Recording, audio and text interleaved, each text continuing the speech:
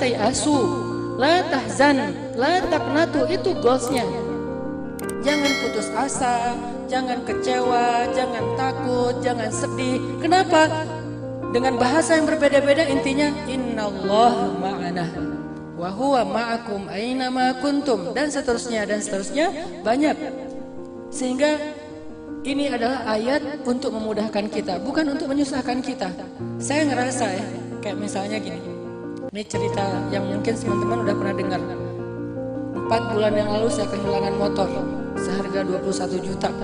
Saya nggak mau nyebut mereknya karena nggak di endorse ya. Hilang motor, baru beli 2 bulan apa kurang lebih hilang. Lagi pulang malam-malam habis meeting sama teman-teman pemuda hijrah, taruh di carport karena nggak punya garasi, di carport aja, gerbang digembok. Subuh-subuh bangun, gerbang udah kebuka, gembok hilang, motor hilang. Apa yang membuat saya nggak langsung mungkin ya sedih berlarut-larut sampai membuat saya kayak marah banget, mungkin kenapa masih bisa sabar, kemudian kayak tenang gitu. Tetap diikhtiarkan, cari keliling kompleks, siapa tahu ada yang lagi dorong-dorong motor saya gitu kan. Cuman mau dibilang dong, kayak mirip motor kita gitu. Nggak akan diapa-apain. Ada orang, mungkin orangnya gede-gede, ramean misalnya. Ya kenapa bisa kuat, sabar? Mungkin pas detik itu, karena kata Nabi, as-sabru 'inda sidmatil ula. Sabar itu di awal kejadian. Kalau setelah sekian lama, namanya bukan sabar, sadar. Jadi kalau kita dapat musibah, wah panik gitu, udah lama-lama, udah deh, innalillahi wa inna ilaihi rajiun. Itu bukan sabar, itu sadar. Sabar ukurannya di awal kejadian. As-sabru kata Nabi, inda sidmatil ula. Sabar itu di awal hentakan. Ketika kita diuji oleh Allah dengan jebret ada masalah, jebret ada kayak musibah. Mungkin musibahnya enggak dengan suara lantang, suaranya pelan. Kita jadi adik kakak aja yuk. Kan pelan ya, ngomongnya kan santai kan, tapi kan kayak musibah terbesar nomor 2 gitu dalam hidup. Terus gimana biar kita kuat? Nah disitulah ketahuan sabar atau enggak. Kalau kita marah-marah kayak di jalan gitu ya, di jalan ada yang langgar lalu lintas, rambu-rambu, kayak kita disalib tapi misalnya enggak dengan cara yang benar, dan seterusnya, kita klakson marah-marah sampai akinya habis saking klaksonnya lama gitu. Pas sudah sampai di rumah, astagfirullahaladzim, ya udah deh sabar aja. Itu bukan sabar, itu sadar. Berarti dia udah kehilangan pahala sabar, nggak dapat lagi wabasyiris sabirin. Sampaikan kejutan ke orang yang sabar, karena dia nggak sabar. Kita kira-kira lebih sering sabar apa sadar? Lebih sering sadar. Alhamdulillah masih sadar ya. Karena ada orang yang sadar juga enggak, terus aja kayak gitu. Tapi berarti kita jarang dapetin kejutan tentang orang sabar yang luar biasa.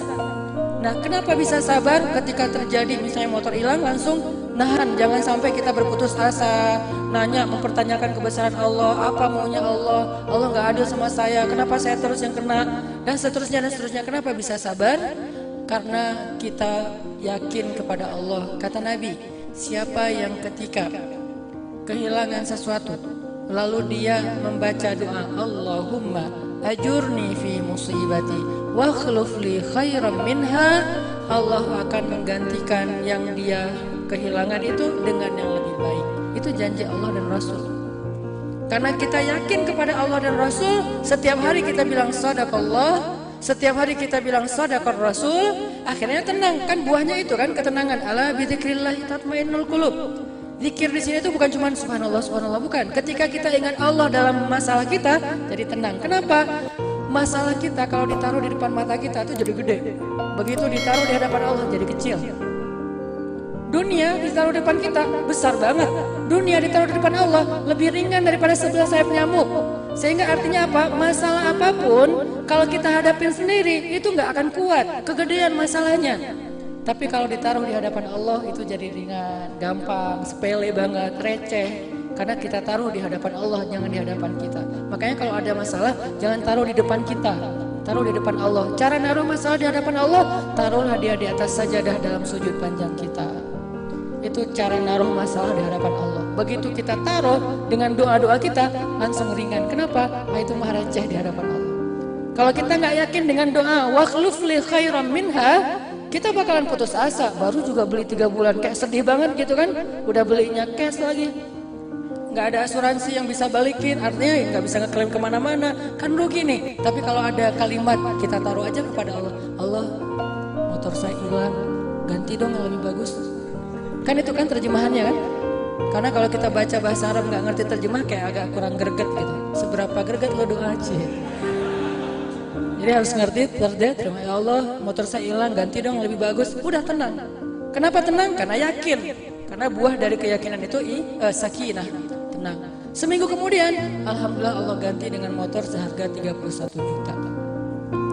Sebulan kemudian, ini lagi diganti dengan harga motor 45 juta. Masya Allah ya, subhanallah. Ini nih Allah ganti 2 motor loh sekaligus. Satu 31 juta, satu lagi 45 juta. Jadi kalau ada masalah dalam hidup teman-teman, tinggal bilang aja ya Allah saya ada masalah nih kecil. Jangan bilang, ya Allah masalah saya besar banget. Karena kita meletakkan masalah itu di depan mata kita, jadi gede. Coba taruh di hadapan Allah. Kata Allah, kata Nabi, dunia dan seisinya di mata Allah itu lebih ringan daripada sebelah sayap nyamuk. Apalagi ini bukan dunia dan seisinya, cuman recehnya dunia. Berarti kan gak ada apa-apanya. Tenanglah, ya Allah saya punya utang sedikit, cuma 100 miliar. 100 miliar itu gede karena ditaruh di depan kita. 100 miliar jadi kecil ditaruh di hadapan Allah. Allah lahu ma fis samawati wa ma fil ard. Miliknya apa yang ada di langit dan di bumi. Berarti 100 miliar jadi receh itu di depan Allah. Karena receh gampang buat Allah untuk nolong kita. Kecuali kegedean. Ya Allah saya nggak mau minta gede-gede, kasihan juga Allahnya. Enggak. Ya pasti nggak akan ngasih. Kalau gede-gede kan lama ya prosesnya ya. Kita mencarikan uang gede juga lama. Tapi kalau receh langsung nih ambil aja. Udah lupa malah setelah dikasih, saking recehnya. Jadi kita minta ke Allah itu receh banget. Sehingga buat Allah tuh gampang ngasihnya. Dan ini kan ajaran rububiyah. Keep the faith kalau bahasa pemuda hijrah. Kita yakin sama Allah, la tahzan. Jadi ayat itu justru untuk memudahkan hidup kita. Sehingga makin banyak kita hafal ayat-ayat tentang tauhid, tentang kebesaran Allah, harusnya hidup kita tuh jadi lebih easy going loh. Tenang ada Allah, tenang ada Allah. Maryam alaihassalam atau radhiyallahu anha, tergantung mazhab. Ada yang mengatakan Maryam nabi berarti alaihassalam. Ada yang mengatakan Maryam itu bukan nabi tapi orang soleh berarti radhiyallahu anha. Ketika ngelahirin anaknya seorang diri, makanan qasiyya, tempat yang sangat jauh, gak ada bidan, gak ada siapa-siapa sendiri, Maryam sedih dan takut. Saking takutnya, takut apa? Takut dibully. Karena Bani Israel itu hobinya tuh ngebully orang di sosmed. Itu Bani Israel banget. Jadi mereka senang banget pakai hashtag bulian. Itu Bani Israel. Bisa dibilang kayak bangsa paling bawel tuh Bani Israel. Jadi Musa itu sabar banget sama Bani Israel. Sehingga Nabi ketika pernah dibawelin sama sahabat sekali, Nabi bilang apa? Musa pernah diperlakukan lebih berat dari ini dan dia sabar. Sehingga Nabi sabar. Apa waktu itu yang terjadi sama Nabi? Nabi dituduh nggak adil dalam membagi ghanimah. Kata mereka Nabi ini kayaknya ini udah lebih mendahulukan keluarganya daripada kita. Ini udah nggak fair. Ini bukan karena Allah lagi. Nabi sedih digituin sama mereka. Baca komen-komen mereka, broadcast mereka di segala grup-grupnya para sahabat. Kan sedih tuh. Apa yang buat Nabi agak sedikit nahan diri? Karena Musa pernah lebih berat lagi dibully sama Bani